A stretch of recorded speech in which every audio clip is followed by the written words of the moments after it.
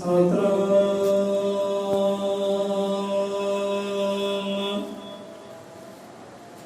ਸ਼੍ਰੀ ਵਾਲਮੀਕਿ ਸਾਹਿਬ ਜੀ।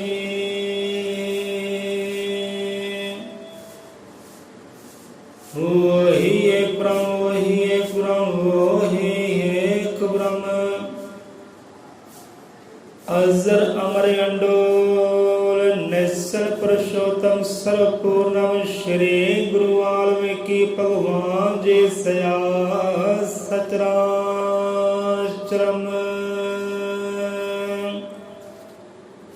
वही एक ब्रह्म वही एक ब्रह्म वही एक ब्रह्म।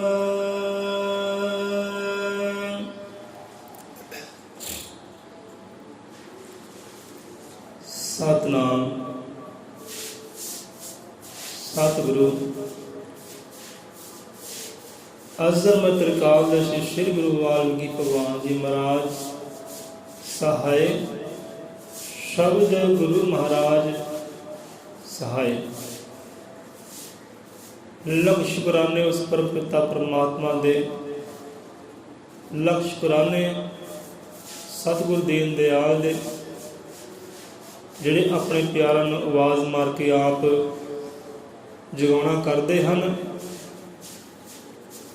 ਲੱਖ ਸ਼ੁਕਰਾਨੇ ਹਨ ਸੰਤਾਂ ਰਹਿਬਰਾਂ ਗੁਰੂਆਂ ਪੀਰਾਂ ਦੇ, ਜੋ ਭੁੱਲਿਆ ਭਟਕਿਆ ਜੀਵਨ ਸੱਚ ਧਰਮ ਦੇ ਮਾਰਗ ਦਿਖਲਾਉਂਦੇ ਹਨ। ਕੋਟ ਨੂੰ ਕੋਟ ਧੰਨਵਾਦ ਉਹਨਾਂ ਰੂਹਾਂ ਦਾ। ਹੁਣ ਬਾਣੀ ਅੰਦਰ देखो संतां गुरुआं रहबरां ने संतां गुरुआं रहबरां की सिफत की सलाह की है अते किन्ने क महान जीव होणगे, किन्ने क महान जीव होणगे जिन्हां की सिफत सलाह वढियाई उन्हां संतां गुरुआं रहबरां अवतारां ने की है। किन्ने क महान होणगे। तो साढ़े अंदर भी ये जनून पैदा हो जाता है, खिच पैदा हो जाती है कि जिन्होंने महापुरखा उड़भागी रूहां का नामा संतां गुरुआं रहबरां दे वाणी विच आउंदा है, साड़ी खिच बन जाती है कि असीं भी उन्हां बारे कुछ खोज पड़ताल करिए, जाणीए उन्हां दे जीवन नूं की संदेशा दे गए संसार नूं, किहड़ी करनी कर गए संसार के उत्तर। एक जुनून जिहा बन जाता है। तो भागियां और रूहां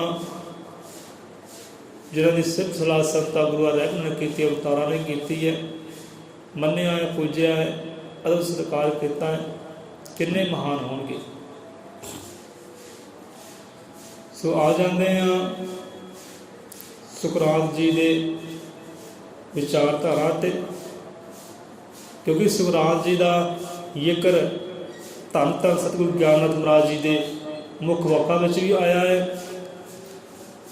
सतगुरु ज्ञाननाथ महाराज जी की जोत चरण सेवक संत लिखारी पूर्णनाथ जी ने अपने कलम में उन्होंने जिक्र किया है। शुकरात जी का किन्ने महान होणगे, किहो जी करनी होएगी उन्होंने, गुरुआं की रचना ते उन्होंने नाम आया है, बाणी अंदर नाम आया है। सो विचार लेंदे हाँ गुरुदेव संत ज्ञानी योधे सूरमे दानी कुर्बानी वाली रूहां सुकरात जी दे। सुकरात जी का जीवन बड़ा सधारण जिहा जीवन से, सधारण जिहा परिवार से। परिवार गरीब से, माता पिता बहुत गरीब से। गरीब किधरों सन, रब की बंदगी वालों रब के नामे वालों गरीब नहीं सी, उधरों तो बादशाह से, राजे महाराजे से। गरीब सी पैसे वालों, चंगा खाण वालों, चंगा पीण वालों, चंगा पहनण वालों, इधर गरीब सी। चंगा घर बार नहीं सी, इस पासे वालों गरीब सी। क्योंकि गरीब भी दो प्रकार के होंदे है। एक गरीब धन करके होंदे है, अन्न करके होंदे है, जल करके होंदे, चंगा ना पहनण हुंदा ना खाण हुंदा। एक गरीब वो होंदे है ਇੱਕ ਮਹਾਂਗਰੀਬ ਉਹ ਹੁੰਦੇ ਜਿਨ੍ਹਾਂ ਕੋਲ ਰੱਬ ਦਾ ਨਾਵਾਂ ਨਹੀਂ ਹੁੰਦਾ।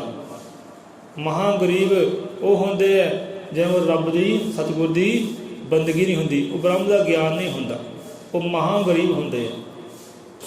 ਸੋ ਇਹੋ ਜਿਹੇ ਗਰੀਬ ਦਾਤਾ ਜੀ ਕਿਸੇ ਨੂੰ ਨਾ ਬਣਾਉਣਾ ਕਰੇ, ਸਭਨਾਂ ਨੂੰ ਬਾਦਸ਼ਾਹੀ ਬਖਸ਼ੀ ਕਰੇ, ਰਾਜੇ ਮਹਾਰਾਜਿਆਂ ਵਾਲੇ ਰੁਤਬੇ ਬਖਸ਼ੀ ਕਰੇ, ਆਪਣੀ ਮਤ ਬਖਸ਼ੀ ਕਰਕੇ, ਆਪਣਾ ਗਿਆਨ ਬਖਸ਼ੀ ਕਰਕੇ, ਆਪਣਾ ਨਵਾਂ ਧਾਮਾ ਬਖਸ਼ੀ ਕਰਕੇ। ਸੋ ਬੜਾ ਸਧਾਰਨ ਜਿਹਾ ਜੀਵਨ ਹੋਇਆ ਉਹਨਾਂ ਦਾ, ਗਰੀਬ ਪਰਿਵਾਰ 'ਚ ਹੋਏ ਹੈ। ਗਿਆਨੀ ਬਹੁਤ ਸੀ, ਬ੍ਰਹਮ ਦਾ ਗਿਆਨ ਬਹੁਤ ਸੀ, ਆਤਮਿਕ ਗਿਆਨ ਬਹੁਤ ਸੀ। ਹੁਣ ਜਿੱਧਰ ਜਾਂਦੇ ਹੈ ਗਲੀ ਮੁਹੱਲੇ ਅੰਦਰ ਗਿਆਨ ਵੰਡਦੇ ਜਾਂਦੇ ਜੀਵਾਂ ਨੂੰ, ਉਹ ਸੱਚ ਧਰਮ ਦੇ ਰਾਹ ਦਿਖਲਾਉਂਦੇ ਜਾਂਦੇ ਆ। ਅਤੇ ਘਰ ਗ੍ਰਸਤੀ ਵਾਲੇ ਸਨ, ਘਰ ਗ੍ਰਸਤੀ ਵਾਲੇ ਸਨ ਸੁਖਰਾਮ ਜੀ। ਹੁਣ ਦੇਖੋ ਜਿੱਥੇ ਗਲੀ 'ਚ ਗੁਜ਼ਰਨਾ ਹੈ, ਬ੍ਰਹਮ ਦੀਆਂ ਗੱਲਾਂ ਕਰਨੀਆਂ, ਰੱਬ ਦੀਆਂ ਗੱਲਾਂ ਕਰਨੀਆਂ, ਗਿਆਨ ਦੇ ਛੱਟੇ ਦੇਣੇ, ਅਤੇ ਉਹਨਾਂ ਦੇ ਪਿਆਰੇ ਵੀ ਬਹੁਤ ਸੀ। ਦਿਨੋਂ ਦਿਨ ਰਾਤੋਂ ਰਾਤ ਉਹਨਾਂ ਦੇ ਪਿਆਰੇ ਬਣ ਗਏ ਲੋਕ, ਉਹਨਾਂ ਨੂੰ ਚਾਹਣ ਲੱਗੇ, ਪਿਆਰ ਕਰਨ ਲੱਗੇ, ਮੁਹੱਬਤ ਕਰਨ ਲੱਗੇ। ਉਹਨਾਂ ਨੇ ਗੱਲਾਂ ਬਾਤਾਂ ਨੂੰ ਸਵੀਕਾਰਨਾ ਕਰ ਲਿਆ, ਕਬੂਲ ਕਰ ਲਿਆ ਕਿ ਹਾਂ ਬਿਲਕੁਲ ਸੱਚ ਹੈ।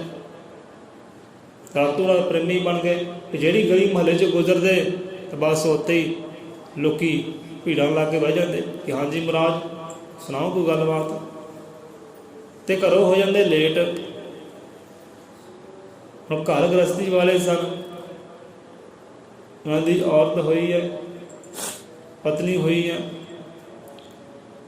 ਅਤੇ ਉਹਨਾਂ ਦਾ ਗ੍ਰਸਤੀ ਜੀਵਨ ਜਿਹੜਾ ਸੀ ਉਹ ਇੰਨਾ ਖੁਸ਼ਹਾਲ ਨਹੀਂ ਸੀ, ਇੰਨਾ ਖੁਸ਼ੀਆਂ ਵਾਲਾ ਨਹੀਂ ਸੀ। ਹੁਣ ਜਿਹੜੇ ਸੰਤ ਹੁੰਦੇ ਆ, ਭਗਤ ਹੁੰਦੇ ਆ, ਗੁਰਦੇਵ ਹੁੰਦੇ ਆ, ਉਹਦਾ ਖੁਸ਼ੀ ਅਤੇ ਗਮੀ ਨੂੰ ਸਾਹਮਣੇ ਸਮਝਦੇ ਆ।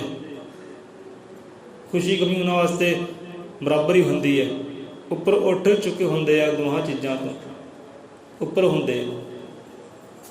ਪਰ ਉਹਨਾਂ ਦਾ ਗ੍ਰਸਤੀ ਜੀਵਨ ਇੰਨਾ ਖੁਸ਼ਹਾਲ ਨਹੀਂ ਸੀ। ਖੁਸ਼ਹਾਲ ਕਿਉਂ ਨਹੀਂ ਸੀ? ਕਿਉਂਕਿ ਪਤਨੀ ਜਿਹੜੀ ਬੜੀ ਕਠੋਰ ਸੁਭਾਅ ਵਾਲੀ ਸੀ।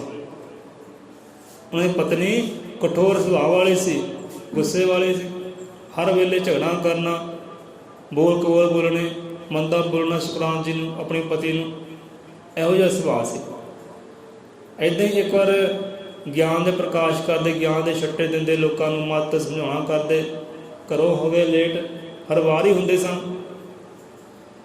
ਘਰੋਂ ਹੋ ਗਏ ਲੇਟ ਅਤੇ ਪਤਨੀ ਬੜਬੜਾਉਣ ਲੱਗੀ, ਗੁੱਸੇ ਹੋਣ ਲੱਗੀ, ਹਰ ਰੋਜ਼ ਦੀ ਤਰ੍ਹਾਂ ਮੰਦਾ ਬੋਲਿਆ, ਕਮੰਦਾ ਬੋਲਿਆ।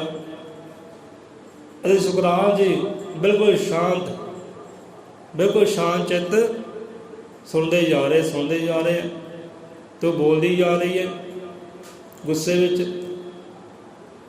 ਹੁਣ ਸੋਚਣਾ ਕਿ ਤੱਕ ਹਾਂ ਵੀ ਹੁਣ ਕਿੱਦਾਂ ਇਹ ਚੁੱਪ ਹੋਵੇ, ਕਿੱਦਾਂ ਸ਼ਾਂਤ ਹੋਵੇ। ਉੱਠੇ ਹੈ, ਸੋਚਿਆ ਚਲੋ ਨਜ਼ਰਾਂ ਤੋਂ ਦੂਰ ਹੋਵਾਂਗੇ, ਆਪੇ ਹੀ ਚੁੱਪ ਹੋਣਗੇ। ਨਜ਼ਰਾਂ ਤੋਂ ਦੂਰ ਹੋਣ ਲਈ ਉੱਠੇ ਹੈ ਅਤੇ ਘਰ ਦੇ ਕੋਨੇ ਵਿੱਚ ਪਾਸੇ ਹੋ ਕੇ ਬਹਿ ਗਏ। ਹੁਣ ਪਤਨੀ ਨੇ ਕੀਤਾ ਕੀ ਹੈ? ਪਤਨੀ ਦਾ ਹੋਰ ਗੁੱਸਾ ਭੜਕਿਆ ਹੈ, ਅਤੇ ਜਿਸ ਬਰਤਨ ਦੇ ਵਿੱਚ, ਬਾਲਟੀ ਦੇ ਅੰਦਰ ਜੂਠੇ ਭਾਂਡੇ ਧੋਤੇ ਸਨ, ਪਾਣੀ ਗੰਦਾ ਸੀ, ਮਲੀਨ ਸੀ, ਉਹ ਪਾਣੀ ਵਾਲੀ ਬਾਲਟੀ ਚੱਕੀ ਹੈ ਬਾਟ ਵਿੱਚ ਚੱਕੀ ਹੈ, ਅਤੇ ਉਹ ਪਾਣੀ ਜਿਹੜਾ ਸੁਖਰਾਜ ਜੀ ਦੇ ਉੱਪਰ ਪਾਉਣਾ ਕਰ ਦਿੱਤਾ ਹੈ, ਸਿਰ ਤੋਂ ਲੈ ਕੇ ਪੈਰਾਂ ਤੱਕ। ਚੌਂਕੜਾ ਮਾਰ ਕੇ ਬੈਠੇ ਨੇ ਅਤੇ ਗੰਦਾ ਪਾਣੀ ਉਹਨਾਂ ਦੇ ਉੱਪਰ ਪਾਉਣਾ ਕਰ ਦਿੱਤਾ ਪਤਨੀ ਨੇ। ਦੇਖੋ ਕਿਹੋ ਜਿਹਾ ਸੁਭਾਅ ਹੋਏਗਾ, ਕਿਹੋ ਜਿਹਾ ਸੁਭਾਅ ਹੋਏਗਾ ਪਤਨੀ ਦਾ ਕਿ ਗੰਦਾ ਪਾਣੀ ਆਪਣੇ ਪਤੀ ਦੇ ਉੱਪਰ ਰੋੜਨਾ ਕਰ ਦਿੱਤਾ ਹੈ। ਜਿਹਨਾਂ ਲੋਕ ਸੰਤ ਕਹਿੰਦੇ ਸੀ, ਗੁਰੂ ਮੰਨਦੇ ਸੀ, ਆਪਣਾ ਟੀਚਰ ਮੰਨਦੇ ਸੀ, ਗਿਆਨ ਦਾ ਭੰਡਾਰ ਕਹਿੰਦੇ ਸੀ, ਰੱਬ ਦਾ ਨੂਰ ਕਹਿੰਦੇ ਸੀ, ਇਹੋ ਜਿਹੇ ਜੀਵ ਨਾਲ ਇਹੋ ਜਿਹੀ ਹਰਕਤ। ਹੁਣ ਦੇਖੋ ਇੱਥੇ ਤੁਸੀਂ ਥੋੜ੍ਹਾ ਵਿਚਾਰ ਕਰੋ ਕਿ ਜੇ ਅਸੀਂ ਹੁੰਦੇ ਜਾਂ ਤੁਸੀਂ ਹੁੰਦੇ ਤਾਂ ਉੱਥੇ ਸੁਭਾਅ ਕੀ ਹੁੰਦਾ, ਹਾਲ ਕੀ ਹੁੰਦਾ, ਕਿ ਸਾਡੇ ਨਾਲ ਇੱਦਾਂ ਬੀਤੇ ਅਤੇ ਸਾਡਾ ਉੱਥੇ ਹਾਲ ਕੀ ਹੋਏਗਾ, ਤਾਂ ਬੰਦਾ ਕੀ ਕਰੇਗਾ ਉੱਥੇ।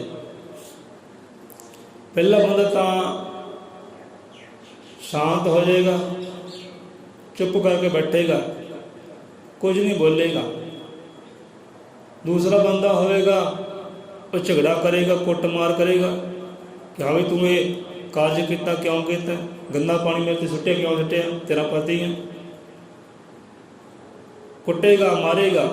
तो जे कोई पढ़िया लिखिया इंसान होंदा तो वो की करता? पढ़े लिखे इंसान ने की करना सी, एक पेपर लेना सी, लै भी करे थे सैन, तू मेरे तो अलग तो मैं तेरे तो अलग, जिन्हें डिवोर्स कह देंगे, तलाक जिन्होंने कह देंगे, उन्हें तलाक दे पेपर धरना सी, पढ़े लिखे ने कार्य करना सी। पर इतने सुखराम जी हुण देखो चुपड़ी धारण की, बिल्कुल शांत चित बैठे है, बोले भी है।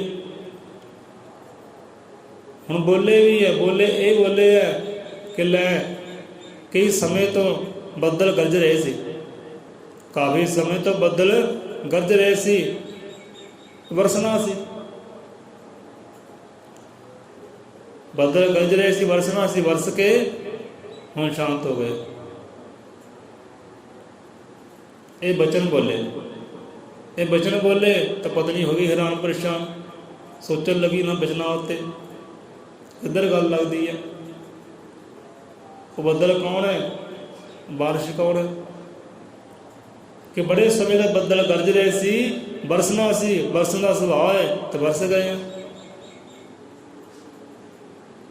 वही पासे हो गई, संत शांत हो गए, बह गए। सो यहो जिहा सुभाव सी ते यहो जिहा सुभाव अंदर देखो किन्ने शांत चित्त आनंद रहे हैं। साडे वर्गा हुंदा तो लड़ाई झगड़े होने सी, लै भी कर सैन, कर सिग्नेचर, तेरा महाराज तो रिश्ता ही खत्म। सो ऐदा ही एक प्यारा सुखराम जी के कोल आया, घर के अंदर ही है, पत्नी सामने है। हम प्यारे ने कहना किया कि सुखराम जी कि बंदे नूं विआह कराउणा चाहिए, कि बंदे नूं शादीशुदा होना चाहिए, विआह कराउणा जरूरी है।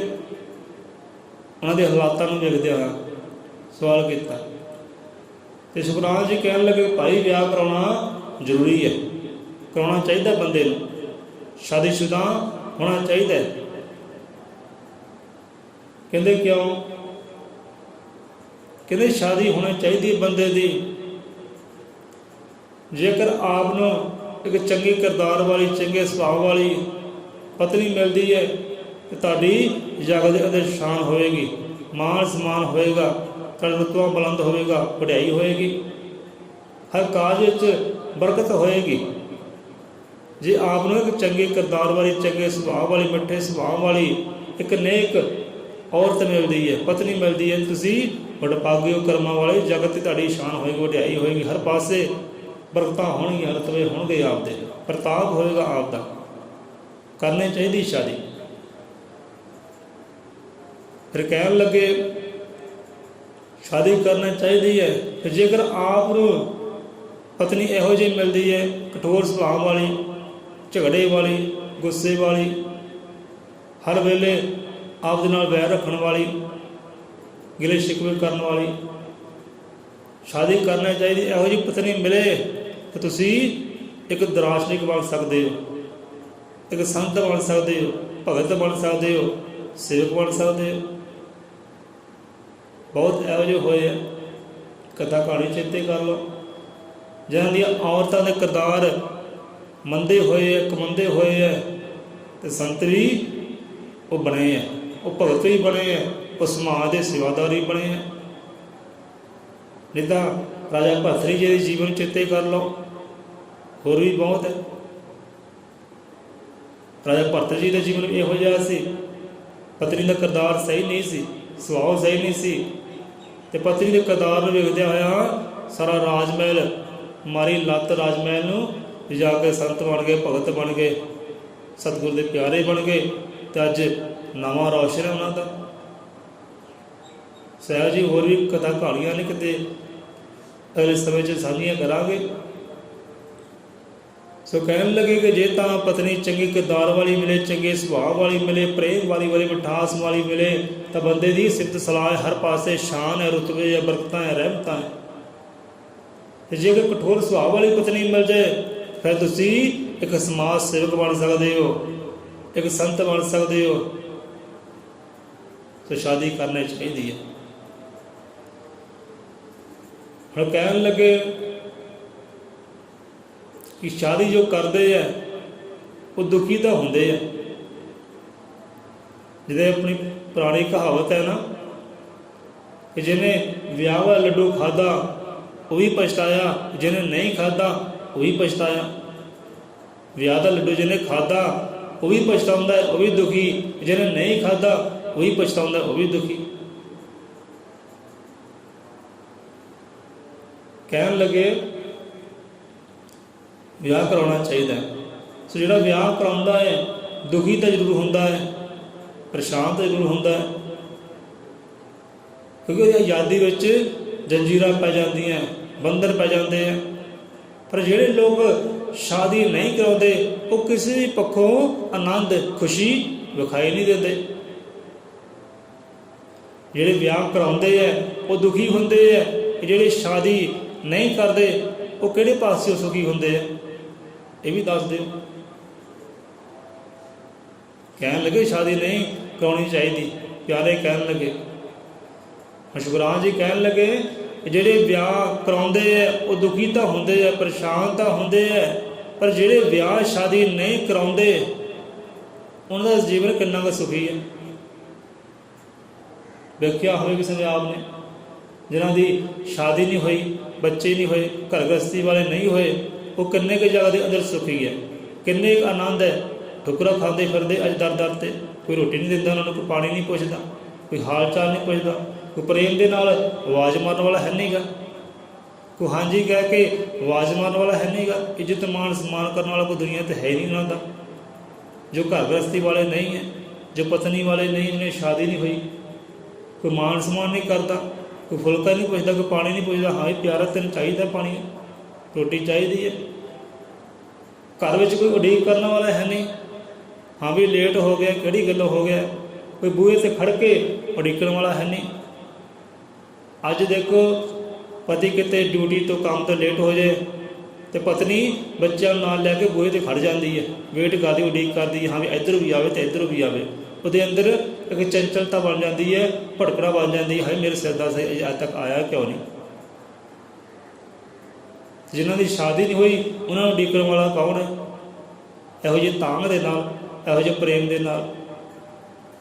कहने लगे विआह कराउण वाला बंदा दुखी तो होंदा है, पर जिहड़े विआह नहीं कराउंदे वो कितना कुछ सुखी है भाई, छाती मार के देखो। सो ये उन्होंने दिया बख्शिया हुआ ज्ञान है कि बंदे ने शादी करनी चाहिए है, घर गृहस्थी वाला होना चाहिए है।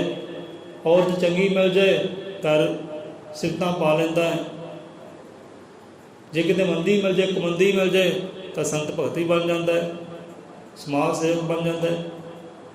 तो शुराम जी की भी वही कथा कहानी सी। पत्नी बहुत कठोर सी, पर इन्ना कोई सहंदिया सहंदिया देखो संत बन गए, क्योंकि जिहड़ा सहना कर लेंदा है वो संत बन जाता है, रब का प्यारा बन जाता है। सब कुछ सहना किया, पत्नी ने बोल सहने किए, माड़ियाँ हरकतां सहणियां कीतियां, तो शांत चित्त हो गए, संत बन गए। पर जिहड़ा शांत होंदा ना उन्होंने संत कहते हैं, जिहड़ा शांत चित्त है ना वही संत कहलाउंदा है। देखो कितना संत बन गए, गुरु बन गए, टीचर बन गए, ज्ञानी हो गए, दुनिया तो उन्होंने नामा है क्यों सहना किया। होर भी बहुत ज्ञान दी गल्लां उन्होंने बख्शिश कीतियां। सो देखो गली महल्ले जाते सी, ज्ञान के प्रकाश करते सी, पर उन्होंने ज्ञान अपना लिखना नहीं किया। उन्होंने सेवक होए प्लाटो,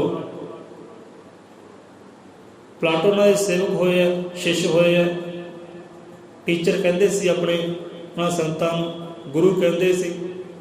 प्लाटो जी ने उन्हें सारी सिक्खी, सारा ज्ञान, सारे हुक्मनामे ग्रंथ अंदर लिखने किए हैं, सारे सारे जिन्ना चिर उन्हें चरणों में रहे, ਗਿਆਨ ਦੀਆਂ ਗੱਲਾਂ ਸੁਣੀਆਂ, ਵਿਚਾਰ ਸੁਣੇ, ਉਹ ਵਿਚਾਰ ਉਹਨਾਂ ਨੇ ਲਿਖਣੇ ਕੀਤੇ।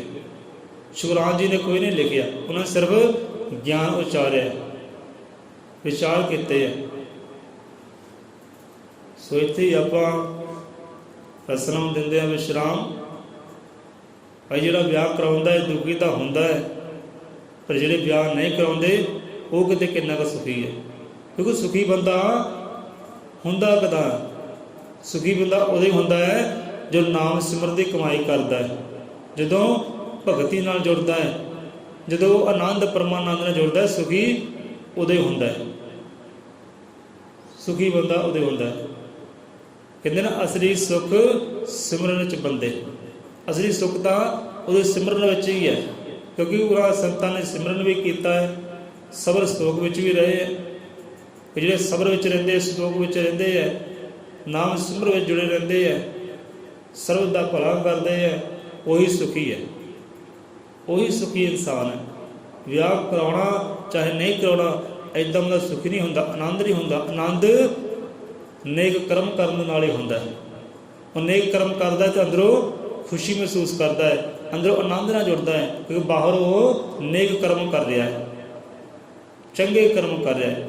ਉਹਦਾ ਨਾਮ ਸਿਮਰਨ ਵੀ ਕਰਦਾ ਹੈ, ਉਹਦੇ ਨਾਮ ਦੇ ਨਾਲ ਹੋਰਨਾਂ ਜੀਵਾਂ ਨੂੰ ਜੋੜਦਾ ਵੀ ਹੈ, ਸੱਚ ਧਰਮ ਦੇ ਰਾਹ ਵੀ ਦਿਖਾਉਂਦਾ ਹੈ। ਇੱਦਾਂ ਫਿਰ ਆਨੰਦ ਮਿਲਦਾ ਹੈ, ਇੱਦਾਂ ਸੁੱਖ ਮਿਲਦਾ ਹੈ। ਸ਼ਾਦੀ ਕਰੀਏ ਚਾਹੇ ਨਾ ਕਰੀਏ, ਇਹਦੇ ਵਿੱਚ ਆਨੰਦ ਨਾਲ ਕੋਈ ਤਾਲੁਕਾਤ ਨਹੀਂ ਹੈ ਕਿ ਸ਼ਾਦੀ ਹੋ ਜਾਏ ਫਿਰ ਹੀ ਸੁੱਖ ਮਿਲੇਗਾ, ਕਿ ਸ਼ਾਦੀ ਨਾ ਹੋਵੇ ਤਾਂ ਸੁੱਖ ਮਿਲੇਗਾ। ਸੁੱਖ ਉਹਦੇ ਨਾਮ ਦੇ ਨਾਲ ਹੈ, ਸੁੱਖ ਨੇਕ ਕਰਮ ਦੇ ਨਾਲ ਹੈ, ਸੁੱਖ ਗਿਆਨ ਨੂੰ ਪ੍ਰਗਟ ਕਰਨ ਦੇ ਨਾਲ ਹੈ, ਆਨੰਦ ਨੂੰ ਪ੍ਰਗਟ ਕਰਨ ਦੇ ਨਾਲ ਹੈ। ਬੋਲੇ ਸੋ ਨਿਰਭੈ ਅਜ਼ਰ ਮਤਿ ਕਾਂਦਰ ਸ਼੍ਰੀ ਗੁਰੂ ਵਾਲਮੀਕੀ ਦੇਵਾਨ ਜੀ ਕੀ ਜੈ।